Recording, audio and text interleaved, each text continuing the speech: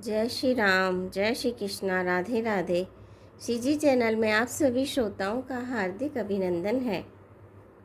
कल हमने कथा में जाना था कि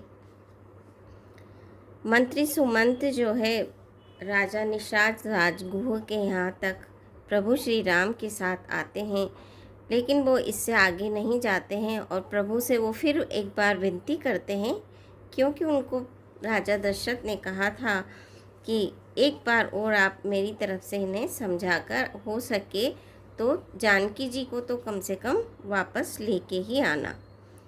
मंत्री सुमंत समझाते हैं, जानकी जी से भी वो अनुरोध करते हैं, लेकिन वो नहीं मानती है। आगे चलते हैं। रथ हाँ के है राम तन हेरी हेरी ही नाही, देख निषाद विषाद बस धुन शीस पछताही। सुमंत्र ने रथ को हाँका। घोड़े श्री रामचंद्र जी की ओर देख देख कर हिनहिनाते हैं। यह देखकर निषाद लोग विषाद के वश होकर सिर धून धून कर पीट पीट कर पछताते हैं।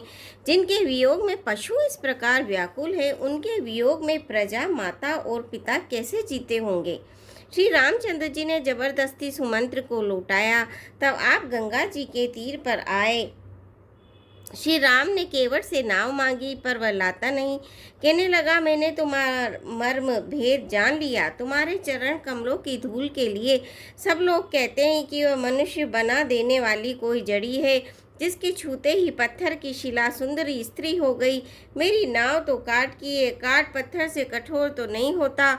मेरी नाव भी मुनि की स्त्री हो जाएगी और इस प्रकार मेरी नाव उड़ जाएगी। मैं तो लुट जाऊंगा, रास्ता रुक जाएगा जिससे आप पार न हो सकेंगे। मेरी रोजी रोटी चली जाएगी, मेरे कमाने खाने की राह ही नहीं रह जाएगी। मैं तो इसी नाव से सारे परिवार का पालन पोषण करता हूँ, दूसरा कोई धंधा नहीं जानता। हे प्रभु, यदि तुम अवश्य ही पार जाना चाहते हो तो मुझे पहले अपने चरण कमल पखारने के लिए कह दो। हे नाथ, मैं चरण कमल धोकर आप लोगों को नाव पर चढ़ा लूँगा।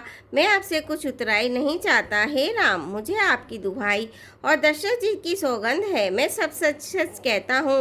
लक्ष्मण भले ही मुझे तीर मारे, पर जब तक मैं पैरों को पखार न लूँगा तब तक हे तुलसीदास जी के नाथ, हे कृपालु, मैं पार नहीं उतारूँगा। केवट के प्रेम में लपेटे हुए अटपटे वचन सुनकर करुणाधाम श्री रामचंद्र जी, जानकी जी और लक्ष्मण जी की ओर देखकर हंसे। कृपा के समुद्र श्री रामचंद्र जी केवट से मुस्कुराकर बोले, भाई तू वही कर जिससे तेरी नाव न जाए। जल्दी पानी ला और पैर धो ले, देर हो रही है, पार उतार दे।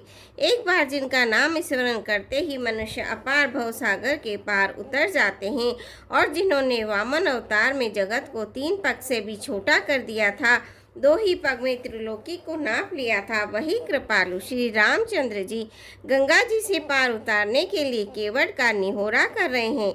प्रभु के इन वचनों को सुनकर गंगा जी की बुद्धि मोह से खिंच गई थी कि साक्षात भगवान होकर भी पार उतारने के लिए केवट का निहोरा कैसे कर रहे हैं।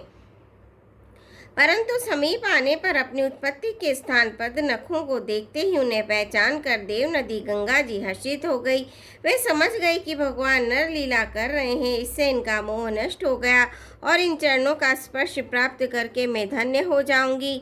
यह विचार करके वे हर्षित हो गई। केवल श्री रामचंद्र जी की आज्ञा पाकर कठोते में भरकर जल ले आया। अत्यंत आनंद और प्रेम में उमंग कर वह भगवान के चरण कमल धोने लगा। सब देवता फूल बरसाकर सियाने लगे कि इसके समान पुण्य की राशि कोई नहीं है। चरणों को धोकर और सारे परिवार सहित स्वयं उस जल चरणोदक को पीकर पहले उस महान पुण्य के द्वारा अपने पितरों को भव सागर से पाकर फिर आनंद पूर्वक प्रभु श्री रामचंद्र जी को गंगा जी के पार ले गया। निषाद राज और लक्ष्मण सहित श्री सीता जी और श्री रामचंद्र जी नाव से उतरकर गंगा जी की रेतु बालू में खड़े हो गए। तब केवट ने उतरकर दंडवत की। उसको दंडवत करके देखकर प्रभु को संकोच हुआ कि इसको कुछ दिया नहीं। पति के हृदय की जानने वाली सीता जी ने आनंद भरे मन से अपने रत्न जटित अंगूठी अंगुली से उतारी। कृपालु श्री रामचंद्र जी ने केवट से कहा, नाव की उतराई ले लो। केवट ने व्याकुल होकर चरण पकड़ लिए उसने कहा, हे नाथ, आज मैंने क्या नहीं पाया। मेरे दोष, दुख और दरिद्रता की आग आज बुझ गई है। मैंने बहुत समय तक मजदूरी की, विधाता ने आज बहुत अच्छी भरपूर मजदूरी दे दी है। हे नाथ, हे दीनदयाल, आपकी कृपा से अब मुझे कुछ नहीं चाहिए। लौटती बार आप मुझे जो कुछ देंगे मैं प्रसाद में सिर न चढ़ा कर लूँगा। प्रभु श्री राम जी, लक्ष्मण जी और सीता जी ने बहुत आग्रह या यत्न किया, पर केवल कुछ नहीं लेता। तब करुणा के धाम भगवान श्री रामचंद्र जी ने निर्मल भक्ति का वरदान देकर उसे विदा किया। फिर रघुकुल के स्वामी श्री रामचंद्र जी ने स्नान करके पार्थिव पूजा की और शिव जी को सिर नवाया। सीता जी ने हाथ जोड़कर गंगा जी से कहा, हे माता, मेरा मनोरथ पूरा कीजिएगा, जिससे मैं पति और देवर के साथ कुशल पूर्वक लौट आकर आपकी पूजा करूं। सीता जी की प्रेम रस में सनी हुई विनती सुनकर गंगा जी के निर्मल जल से श्रेष्ठ वाणी हुई, हे रघुवीर की प्रियतमा जानकी, सुनो, तुम्हारा प्रभाव जगत में किसे नहीं मालूम है। तुम्हारे कृपा दृष्टि से देखते ही लोग लोकपाल हो जाते हैं। सब सिद्धियां हाथ जोड़े तुम्हारी सेवा करती हैं। तुमने जो मुझको बड़ी विनती सुनाई, या तो मुझ पर कृपा की और मुझे बढ़ाई दी है, तो भी हे देवी, मैं अपनी वाणी सफल होने के लिए तुम्हें आशीर्वाद दूंगी। हे तुम अपने प्राणनाथ और देवर से कुशल पूर्वक अयोध्या लौटोगी, तुम्हारी सारी मनोकामनाएं पूर्ण होगी और तुम्हारा सुंदर यश जगत में छा जाएगा। मंगल के मूल गंगा जी के वचन सुनकर और देव नदी को अनुकूल देखकर सीता जी आनंदित हुई। तब प्रभु श्री रामचंद्र जी ने निषाद राजगुरु से कहा कि भैया, अब तुम घर जाओ। यह सुनते ही उनका मुंह सूख गया और हृदय में दाह उत्पन्न हो गया। गु हाथ जोड़कर दीन वचन बोला, हे रघुकुल शिरोमणि, मेरी विनती सुनिए। मैं नाथ आपके साथ रहकर, रास्ता दिखाकर, चार कुछ दिन चरणों की सेवा करके, हे रघुराज, जिस वन में आप जाकर रहेंगे वहाँ मैं सुंदर पर्णकुटी पत्तों की कुटिया बना दूंगा। तब मुझे आप जैसी आज्ञा देंगे। मुझे रघुवीर आपकी दुआई है, मैं वैसा ही करूँगा। उसके स्वाभाविक प्रेम को देखकर श्री रामचंद्र जी ने उसको साथ ले लिया।